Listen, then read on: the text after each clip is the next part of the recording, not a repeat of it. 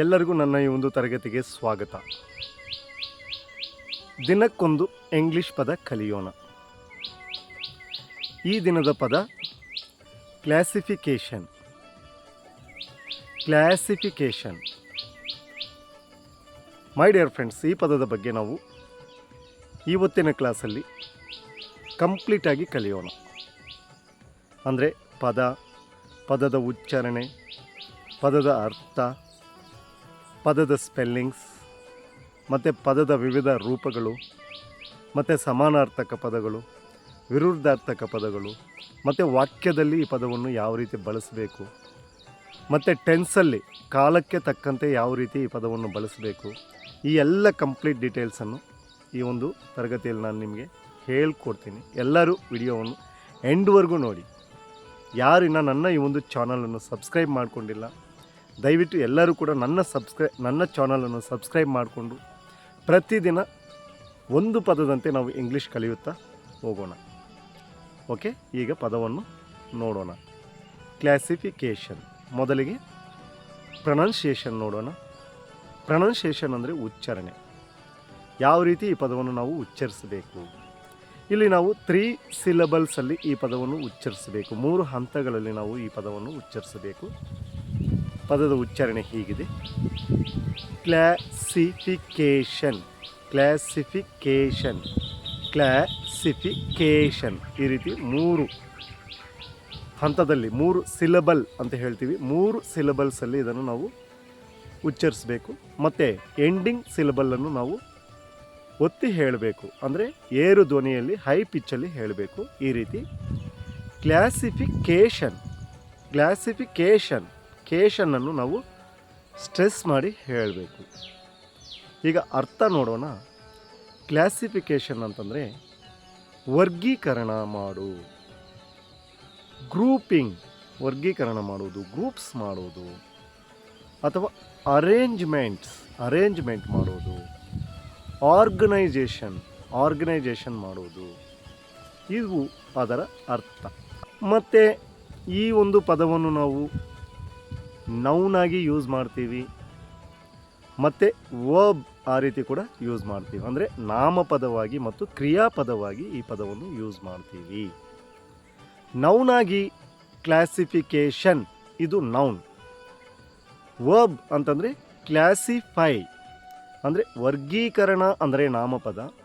Classify, ವರ್ಗೀಕರಿಸು ಅಂತಂದರೆ ಕ್ರಿಯಾಪದ. ಇದನ್ನು ಸೆಂಟೆನ್ಸಲ್ಲಿ ನೋಡಿದರೆ ನಿಮಗೆ ಕ್ಲಿಯರಾಗಿ ಗೊತ್ತಾಗುತ್ತೆ. ಸೊ ಕೊನೆಯಲ್ಲಿ ನಾನು ಸೆಂಟೆನ್ಸ್ ಮಾಡಿ ಹೇಳ್ತೀನಿ.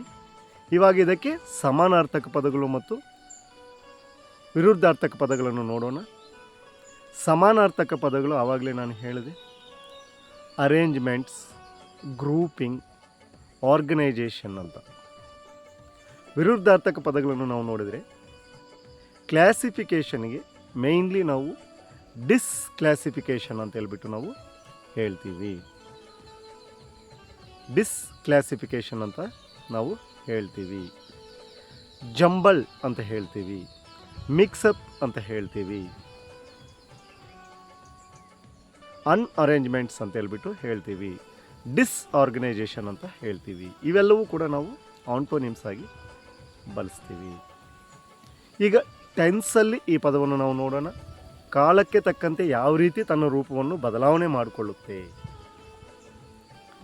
ಪ್ರೆಸೆಂಟ್ ಟೆನ್ಸಲ್ಲಿ ನೋಡುವುದಾದರೆ, ವರ್ತಮಾನ ಕಾಲದಲ್ಲಿ ನೋಡಿದಾಗ ಕ್ಲಾಸಿಫೈ, ವರ್ಗೀಕರಿಸು, ಕ್ಲಾಸಿಫೈ, ವರ್ಗೀಕರಿಸು. ಕ್ಲಾಸಿಫೈಡ್, ವರ್ಗೀಕರಿಸಿದೆ, ಕ್ಲಾಸಿಫೈಡ್ ಅಥವಾ ವರ್ಗೀಕರಿಸಿದೆ, ವರ್ಗೀಕರಿಸಲಾಗಿದೆ. ಇದು ಪಾಸ್ಟು. ನೆಕ್ಸ್ಟು ಪಾರ್ಟಿಸಿಪಲ್ಲಲ್ಲಿ ನೋಡಿದರೆ ಕ್ಲಾಸಿಫೈಡ್, ಅದು ಕೂಡ ಕ್ಲಾಸಿಫೈಡೇ, ಅಂದರೆ ವರ್ಗೀಕರಿಸಲಾಗಿದೆ.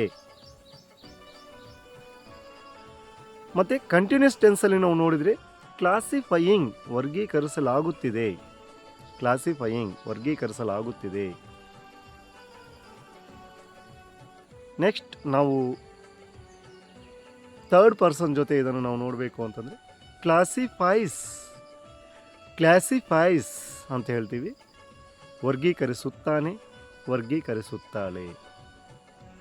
ಇವು ವಿವಿಧ ಕಾಲಮಾನಕ್ಕೆ ತಕ್ಕಂತೆ ಈ ಪದವನ್ನು ವಿವಿಧ ರೂಪಗಳಲ್ಲಿ ಈ ರೀತಿ ನಾವು ಬಳಸಬೇಕು. ಈಗ ಒಂದೆರಡು ಸೆಂಟೆನ್ಸ್ ನೋಡೋದ್ರಿಂದ ಈ ಪದವನ್ನು ನಾವು ಚೆನ್ನಾಗಿ ಅರ್ಥ ಮಾಡ್ಕೊಳ್ಳೋಣ, ಯಾವ ರೀತಿ ಸೆಂಟೆನ್ಸಲ್ಲಿ ಯೂಸೇಜಲ್ಲಿ ಬಳಸಬೇಕು ಅಂತ. The classification of books in the library is very good. The classification of the books in the library is very good. ಅಂದರೆ ಗ್ರಂಥಾಲಯದಲ್ಲಿನ ಪುಸ್ತಕಗಳನ್ನು ಒಳ್ಳೆಯ ರೀತಿಯಲ್ಲಿ ವರ್ಗೀಕರಣ ಮಾಡಲಾಗಿದೆ ಅಂತ ಹೇಳ್ಬಿಟ್ಟು. ಅದೇ ಒಂದು ಓಬಾಗಿ ಇದನ್ನು ನೋಡಿದಾಗ ಕ್ಲಾಸಿಫೈ ಅಂತ ಬರುತ್ತಲ್ವಾ. We need to classify the books in the library according to their characters. We need to classify the books in the library according to their characters. ಅಂದರೆ ಅವುಗಳ ಗುಣಲಕ್ಷಣಗಳ ಆಧಾರದ ಮೇಲೆ ಆ ಪುಸ್ತಕಗಳನ್ನು ವರ್ಗೀಕರಿಸುವ ಅಗತ್ಯವಿದೆ. ಸೊ ಮೈ ಡಿಯರ್ ಫ್ರೆಂಡ್ಸ್, ಈ ರೀತಿ ವಾಕ್ಯಗಳಲ್ಲಿ ಬಳಸಬಹುದು. ಸೊ ಎಲ್ಲರಿಗೂ ಈ ಒಂದು ಇನ್ಫಾರ್ಮೇಷನ್ ತುಂಬ ಯೂಸ್ಫುಲ್ ಅಂತ ಹೇಳ್ಬಿಟ್ಟು ನಾನು ಅಂದ್ಕೊತೀನಿ. ನೀವೆಲ್ಲರೂ ಕೂಡ ನನ್ನ ಚಾನಲ್ಗೆ ಸಬ್ಸ್ಕ್ರೈಬ್ ಮಾಡಿಕೊಂಡು ನನ್ನ ಈ ಒಂದು ಜೊತೆಯಲ್ಲಿ ಪ್ರತಿದಿನ ಮುಂದುವರಿಯಿರಿ.